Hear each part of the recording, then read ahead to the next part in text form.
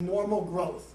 And if taxes remain where they are according to current statutes, the paying the national debt will probably be about 2.5% of GDP. Also keep in mind there's an inflation issue. As inflation grows, the dollars you're paying are cheaper. So your debt is actually decreasing a little bit. Finally, Uncle Sam right now is financing its debt with very low interest payments because interest rates are low. Will interest rates continue to remain low? Yes, I believe they will, through the remaining portion of this year. After that, all bets are off. What they call the federal funds rate is currently between 0 and 0.25%, a quarter of 1%. That rate is not a natural rate. The natural rate is around 4%. The natural rate for the prime rate, given our current, where we are inflationary-wise and so on, should be roughly about 7%. About 3 plus the Fed funds rate. That's a more natural interest rate. So you can look forward to interest rates rising about a good 3, maybe 4 points over the next 2 years. They have to get back up to that rate. At that point, it becomes more expensive to pay this deficit that we're running up, or rather this national debt. Nonetheless, the national debt payments will be about 2.5 to 3% of GDP. Now, given the size of our GDP, gross domestic product, that's a fairly large number. If we weren't paying that, we could use it for other purposes. But that you have to take as a given. The problem we're facing is that most of this is getting worse and worse. It's not getting better. We need to not get rid of the national debt. We need to control the deficit, and then we can start to chip away at the deficit. Remember, when Clinton left office, before the Bush administration, we did not have a deficit. We were running a surplus. Today we're running a major deficit. That deficit is attributable to the war, pure and simple. What's going to happen? My prediction is the war will continue to be funded probably through the first term of the current administration. Whether it'll be funded into the second term of the current administration or, from my viewpoint, God forbid, we have a different kind of administration. If the Republicans get in, we will be funding the war for another 8 to 12 years. Yeah, I know. You might want to think about working for the Democratic Party. I realize you all have some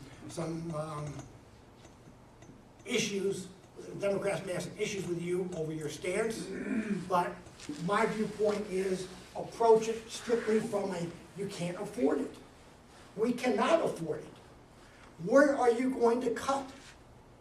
There's been a lot of talk about China, who holds a chunk of our debt, dumping it.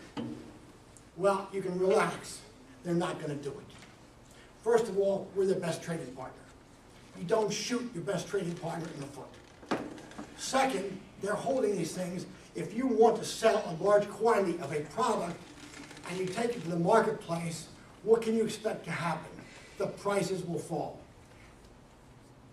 They would take a 25 to 30% beating if they tried to dump their securities. They would hurt us, no question about it. The interest rates would go up. It would not be a good thing. It would get them off our back, but maybe we think twice about buying Chinese products.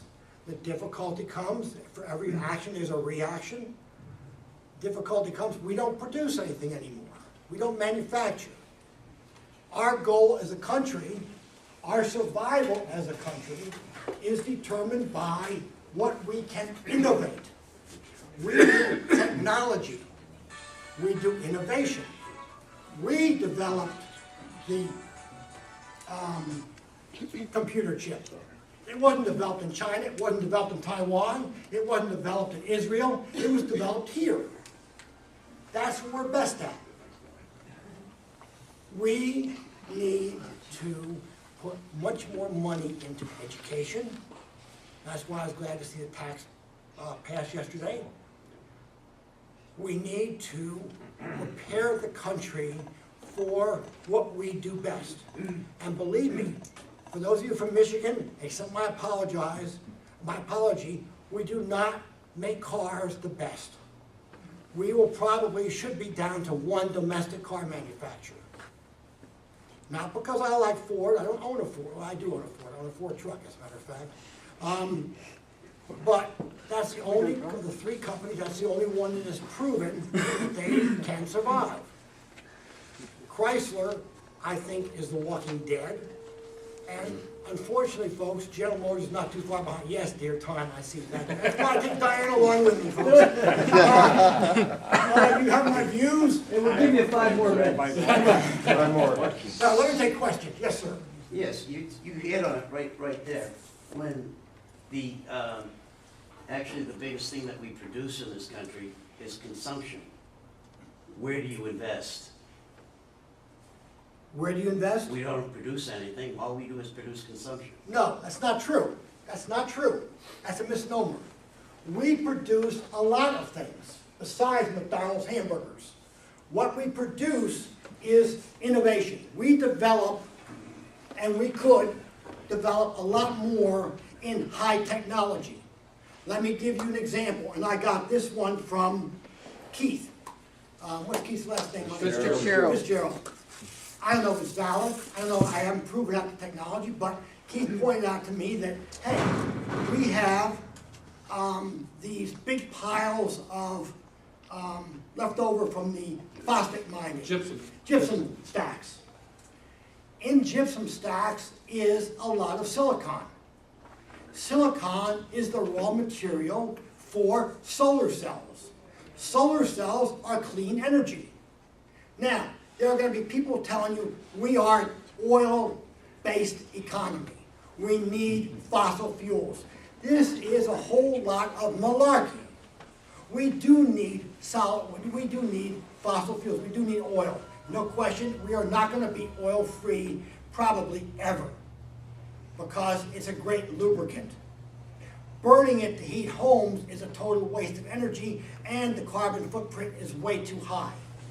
So, Florida could, if there's really that much silicon in those gypsum stacks, which are a hazard, and somebody pointed out to me what they're radioactive. I know that there's something about some radioactivity involved, but there's radioactivity in granite that you put in your house on your table.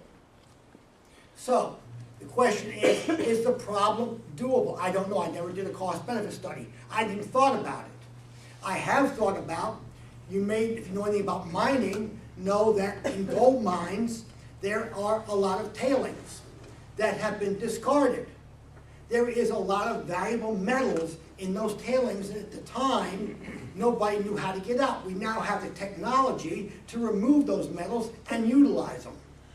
We are now utilizing and recycling computers because there is a lot of gold and there's a lot of other valuable minerals found in used computers. Unfortunately, we have a labor cost that's too high for much of the work that people want to do, or you say we only do consumption. We have a wage base that does not permit manufacturing when compared to the wage bases of foreign countries. Now, we have something working in our favor. In the old days, about 3 years ago, if you saw all the computer manufacturers, all the people who manufacture products, if you called for support, guess what? They had an Indian accent.